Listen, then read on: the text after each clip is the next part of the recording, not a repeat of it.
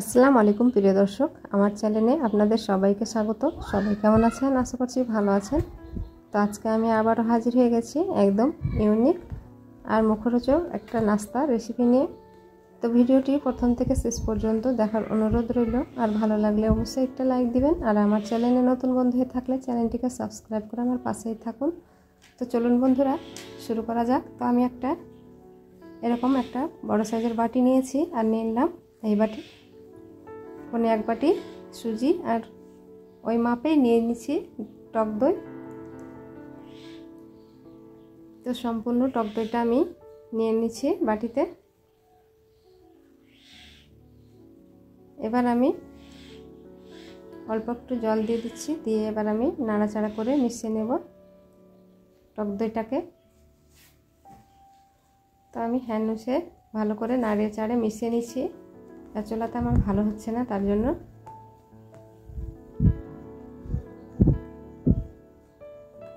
তো একটু আরও আমি জল দিয়ে দিচ্ছি, দিয়ে ভালো করে ব্যাটারটাকে গুলিয়ে নিচ্ছি।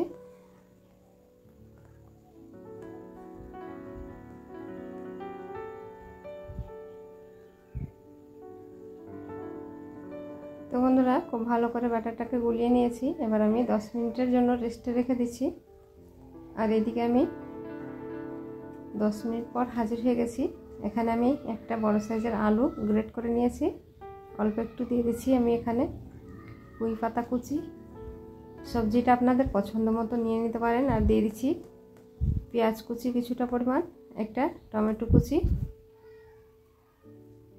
দিয়ে দিচ্ছি কাঁচা লঙ্কা কুচি আর একটু গ্রেট করা আদা। এবার সবগুলোকে ভালো করে মিশিয়ে নেব ব্যাটারের সঙ্গে। দিয়ে দিচ্ছি স্বাদ মতো লবণ, দিয়ে এবার মাখিয়ে নিচ্ছি খুব ভালো করে।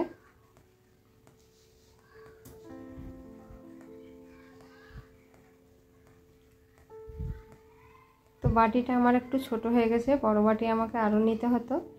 তো একটু অসুবিধাই হচ্ছে নাড়াচাড়া করতে। আপনারা নিশ্চয়ই বড় বাটি নিয়ে কাজটা করবেন, তাহলে কিন্তু ব্যাটারটা করতে সুবিধা হবে।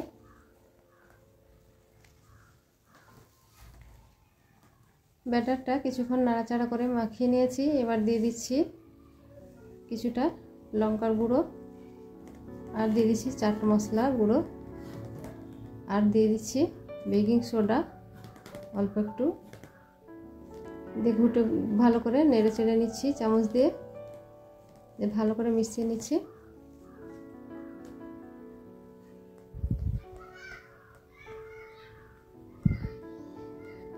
এবার মেশানো হয়ে গেছে। আর এদিকে আমি একটু ফুটানো তেল নিয়েছি, খুব গরম তেলে দিয়ে দিচ্ছি অল্প একটু সাদা তিল, আর দিয়ে দিচ্ছি জিরে অল্প একটু, দিয়ে নাড়াচাড়া করে এভাবে একটু ফুটিয়ে নিচ্ছি। তারপর আমি মিশ্রণে ঢেলে দিচ্ছি, দিয়ে আবারও ভালো করে চামচ দিয়ে মিশিয়ে নিচ্ছি ব্যাটারের সঙ্গে।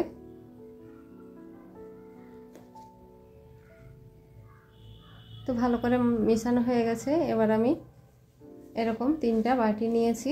আমি আজকে বাটিতেই বেক করব, আপনারা চাইলে থালাতো করে নিতে পারেন। আপনাদের পছন্দ মতো বাসন নিয়ে কিন্তু ভাপিয়ে নিতে পারেন এই পিঠেটা। পিঠে কিংবা নাস্তা যে কিছুই বলা যাবে এই নাস্তাটা।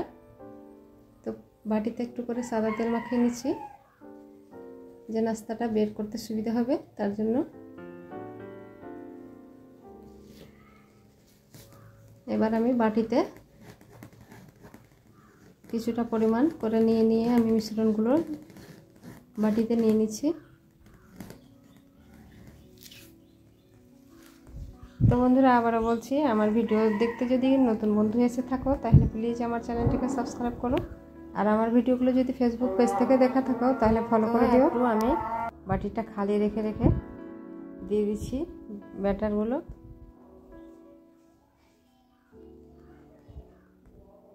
তো আরও আমার কিছুটা পরিমাণ বেঁচে গেছে, তার জন্য আর একটা বাটি দিয়ে দিচ্ছি, দিয়ে অল্প একটু মরিচের গুঁড়ো ছিটিয়ে দিচ্ছি উপর থেকে। শুধু এটা দেখতে ভালো লাগার জন্য, আপনারা চাইলে স্কিপ করে নিতে পারেন।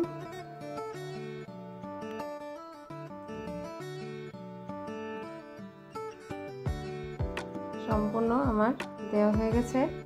এবার আমি বাটিগুলোকে থালায় নিয়ে নিচ্ছি, নিয়ে এবার চলে যাব চুলোর গোড়ায়।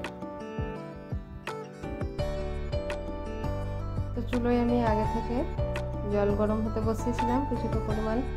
এবার একটা ঝাড়নি আমি এখানে ফুটো করা গামলা নিয়েছি, এর উপরে বাটিগুলো সাজিয়ে দেবো। দিয়ে আমি ঢাকা দিয়ে 15 থেকে 20 মিনিট ব্রেক করে নেব।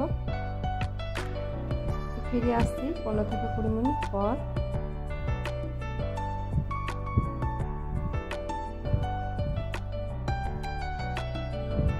তো 20 মিনিট পর আমি ঢাকাটা খুলে একটু চেক করে নেব কাঠি দিয়ে। কাঠিটা যদি ক্লিন বেরিয়ে আসে তাহলে বুঝবেন যে হয়ে গেছে নাস্তাটা। এবার আমি বের করে ঠান্ডা করে নিয়েছি, এবারটা বাটি থেকে আমি ছাড়িয়ে নিচ্ছি। খুব ইজিলি কিন্তু বেরিয়ে আসছে, দেখতে পাচ্ছেন।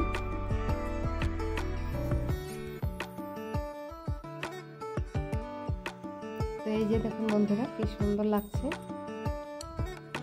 তো আপনারা এই নাস্তাটা এভাবেও খেতে পারেন, আবার চাইলে এগুলোকে পিস পিস করে ডিপ ফ্রাই করে নিতে পারেন তেলে, কিংবা ফ্রাইও করতে পারেন। তো আমি ডিপ ফ্রাই করে নিয়েছি দুটো আমি কেটে, আর বাকিগুলো এমনিতেই খেয়ে নিয়েছে।